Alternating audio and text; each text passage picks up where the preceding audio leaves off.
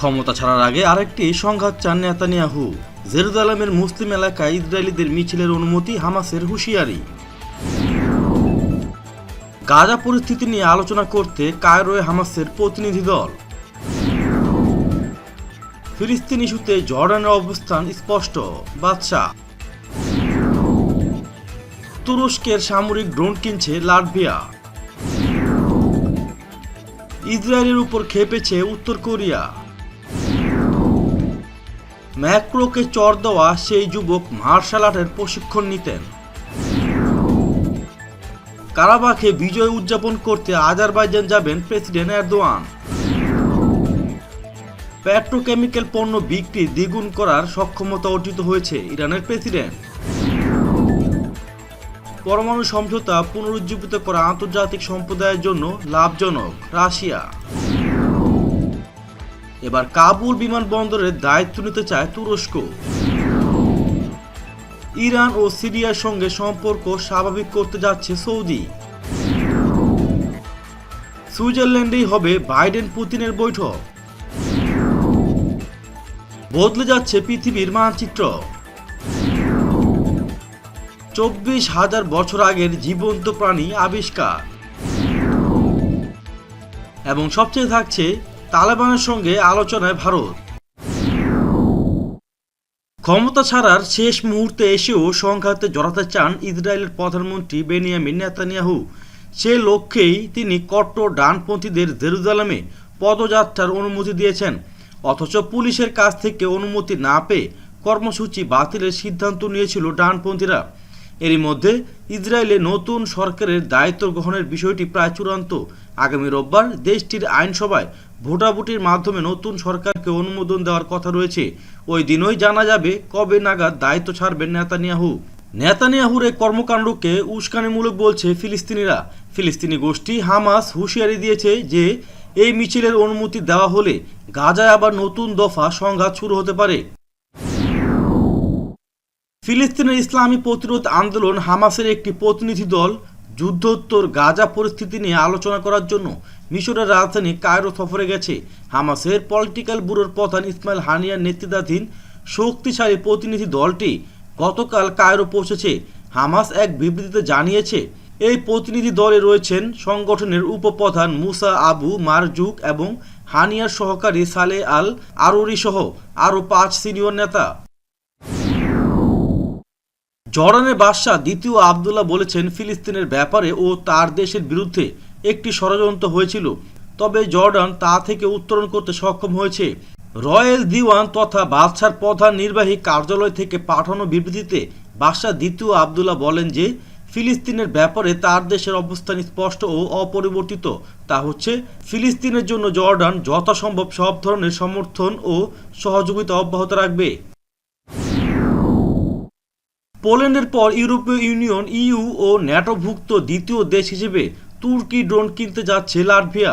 তুরস্ক সফররত লাটভিয়ার উপপ্রধানমন্ত্রী ও প্রতিরক্ষা মন্ত্রী আর্টিস প্যাব্রিকস তুর্কি নেতাদের সঙ্গে বৈঠকে এমন ইঙ্গিত দিয়েছেন। উত্তর কোরিয়া ফিলিস্তিনের গাজা উপত্যকায় ইসরায়েলের বর্বরোচিত হামলার তীব্র নিন্দা জানিয়েছে। এক বিবৃতিতে উত্তর কোরিয়া জানিয়েছে, তেল আবিব ফিলিস্তিনি শিশুদের উপর গণহত্যা চালাচ্ছে এবং ইসরায়েলের বেপরোয়া সন্ত্রাসবাদ বিশ্ববাসী সহ্য করা উচিত নয়। বুধবার উত্তর কোরিয়ার পররাষ্ট্র মন্ত্রণালয় থেকে প্রকাশিত এক বিবৃতিতে বলা হয়, একথা বলতে দ্বিধা নেই যে পুরো গাজা উপত্যকাকে ইসরায়েল কসাইখানায় পরিণত করেছে। দক্ষিণ পূর্ব ফ্রান্সে সফরে যাওয়া দেশটির প্রেসিডেন্ট ইমানুয়েল ম্যাক্রোর গালে কষিয়ে চড়মারা সেই যুবক ইউরোপের ঐতিহ্যবাহী মার্শাল আর্টের প্রশিক্ষণ নিতেন। ঘটনার পর ওই যুবককে আটক করেছেন নিরাপত্তা কর্মীরা। পাশাপাশি তার এক সহযোগীকেও আটক করা হয়েছে। আটক যুবকের নাম ড্যামিয়েন ট্যারেল।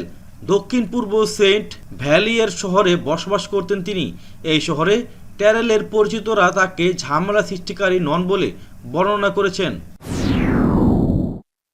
নাগোর্নো কারাবাখের বিজয় উদযাপন করতে আগামী বুধবার আজারবাইজান যাবেন প্রেসিডেন্ট এরদোয়ান। সফরে আজারি প্রেসিডেন্ট ইলহাম আলিয়েভের সাথে সাংস্কৃতিক রাজনৈতিক খ্যাত শসা শহরে ভ্রমণ করবেন তিনি। কারাবাখ বিজয়ের জন্য এই শহর ছিল খুবই গুরুত্বপূর্ণ। ইসলামী প্রজাতন্ত্র ইরানের প্রেসিডেন্ট ডাক্তার হাসান রুহানি বলেছেন তার দেশের পেট্রোকেমিক্যাল পণ্য বিক্রির সক্ষমতা বেড়ে দ্বিগুণ হয়েছে। তিনি বুধবার মন্ত্রিসভার বৈঠকে একথা বলেন। রুহানি আরও বলেন, ইরান এখন পেট্রোকেমিক্যাল পণ্য রপ্তানি করে বছরে $2,200 কোটি উপার্জন করতে পারবে। অস্ট্রিয়ার রাজধানী ভিয়েনায় আন্তর্জাতিক সংস্থাগুলোতে নিযুক্ত রাশিয়ার স্থায়ী প্রতিনিধি মিখাইল উলিনভ বলেছেন 2015 সালে সই হওয়া পরমাণু সমঝোতা পুনরুজ্জীবিত করা যায় আন্তর্জাতিক সম্প্রদায়ের জন্য কল্যাণকর। তিনি বলেন, সমঝোতা পুনরুজ্জীবিত করার ফলে ইরানের সঙ্গে আন্তর্জাতিক সম্প্রদায়ের বাণিজ্যিক লেনদেন বাড়বে এবং মধ্যপ্রাচ্যের নিরাপত্তা জোরদার হবে। কাবুল বিমানবন্দরের দায়িত্ব নিতে চায় তুরস্ক। আফগানিস্তান থেকে যুক্তরাষ্ট্র ন্যাটো বাহিনী চলে যাওয়ার পর কাবুল বিমানবন্দরের নিরাপত্তা ও পরিচালনার দায়িত্ব নেওয়ার প্রস্তাব দিয়েছে তুরস্ক। তবে মার্কিন কর্মকর্তারা বলছেন তুর্কি সরকার এজন্য শর্ত আরোপ করেছে, যা আগামী সপ্তাহে দুই দেশের শীর্ষ নেতার বৈঠকে সমাধান হতে পারে। ব্রিটিশ বার্তা সংস্থা রয়টার্স এ খবর দিয়েছে। ইরান এবং সিরিয়ার সঙ্গে সম্পর্ক স্বাভাবিক করার ইঙ্গিত দিয়েছে সৌদি আরব। কাতারের আল জাজিরা টেলিভিশন চ্যানেল জানিয়েছে, কূটনৈতিক সম্পর্ক স্বাভাবিকরণের বিষয়ে একটি চুক্তির খুব কাছাকাছি অবস্থানে রয়েছে সৌদি আরব এবং সিরিয়া। মধ্যপ্রাচ্য বিষয়ে রিয়াদ যখন নতুন নীতি গ্রহণ করতে যাচ্ছে তখন এই খবর এলো।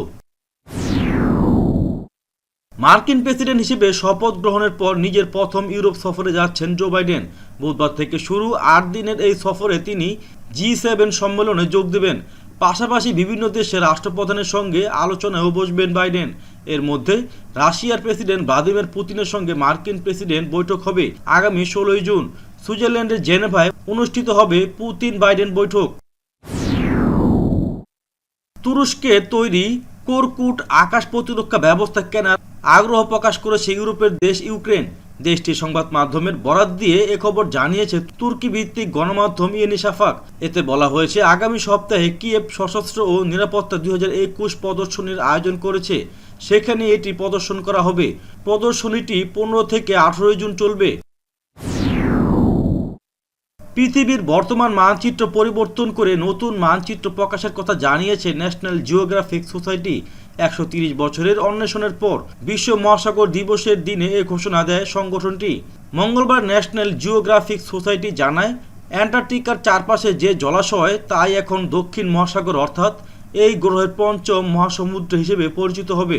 সংগঠনটির ভূগোলবিদ অ্যালেক্স টেইট বলেছেন, দক্ষিণ মহাসাগর দীর্ঘকাল বিজ্ঞানীদের দ্বারা স্বীকৃত, কিন্তু আন্তর্জাতিকভাবে কখনো চুক্তি হয়নি বলে আমরা আনুষ্ঠানিকভাবে এটি স্বীকৃতি দিতে পারিনি। রাশিয়ার বিজ্ঞানীরা 24,000 বছর ধরে টিকে থাকা একটি আণুবীক্ষণিক প্রাণী আবিষ্কারের কথা জানিয়েছেন। সার্বিয়ার ভূগর্ভস্থ হিমায়িত অঞ্চল খনন করে হিমায়িত মাটির কোল থেকে এ প্রাণীর সন্ধান মেলে। আণুবীক্ষণিক প্রাণীটির নাম ডেলোইট রোটিফার্স। প্রাণীটি জলীয় পরিবেশে বাস করে। বেঁচে থাকার অবিশ্বাস্য ক্ষমতা আছে প্রাণীটির। নিজেদের দীর্ঘদিনের অবস্থান থেকে সরে এলো ভারত। প্রথমবারের মতো আফগান তালিবান নেতাদের কোনো গোষ্ঠী এবং নেতাদের সঙ্গে আলোচনা শুরু করেছে নয়াদিল্লি। বিষয়টি সম্পর্কে অবগত কর্মকর্তারা হিন্দুস্তান টাইমসকে এ খবর নিশ্চিত করেছে।